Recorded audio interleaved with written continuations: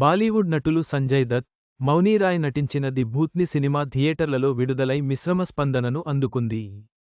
ఇప్పుడు ఈ horror comedy చిత్రం జూలై 18 నుంచి జీ5 ఓటీటీలో అందుబాటులో ఉంటుంది. బాలీవుడ్ స్టార్ సంజయ్ దత్, సన్నీ సింగ్, మౌనీరాయ్ ప్రధాన పాత్రలు పోషించిన ది భూత్ని సినిమా మే 1వ తేదీన థియేటర్లలో విడుదలైంది. ఈ బాలీవుడ్ హారర్ కామెడీ మూవీకి మిక్స్డ్ టాక్ వచ్చింది.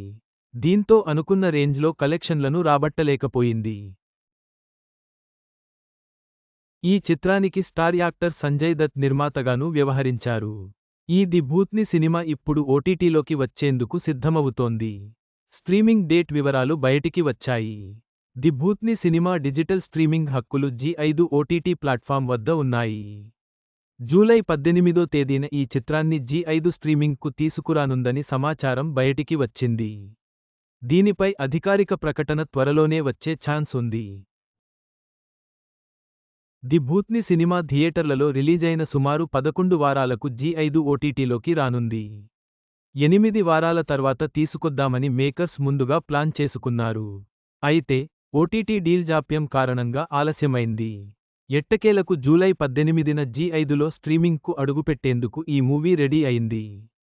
ది భూత్ని సినిమాకు సిద్ధార్థ్ సచ్దేవ్ దర్శకత్వం వహించారు.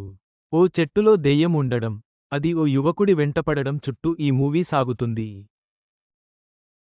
హారర్ ఎలిమెంట్లతో పాటు కామెడీ ఈ చిత్రంలో ప్రధానంగా ఉంటాయి.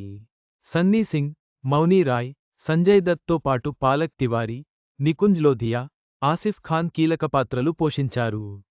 ది భూత్ని సినిమాకు బాక్సాఫీస్ వద్ద ఎదురుదెబ్బ తగిలింది.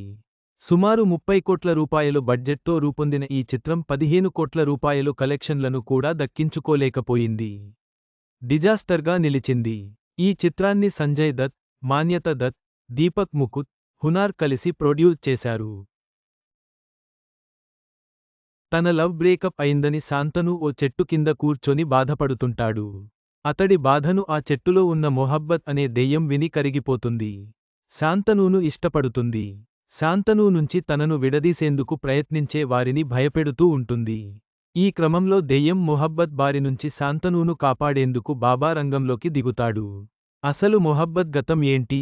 దెయ్యంగా మారి చెట్టులో ఎందుకు ఉంది? శాంతనూను మొహబ్బత్ విడిచిపెట్టిందా?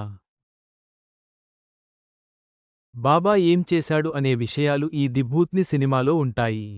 చివరగా, ది భూత్ని సినిమా ఓటీటీ ప్రేక్షకులను ఎలా ఆకట్టుకుంటుందో చూడాలి.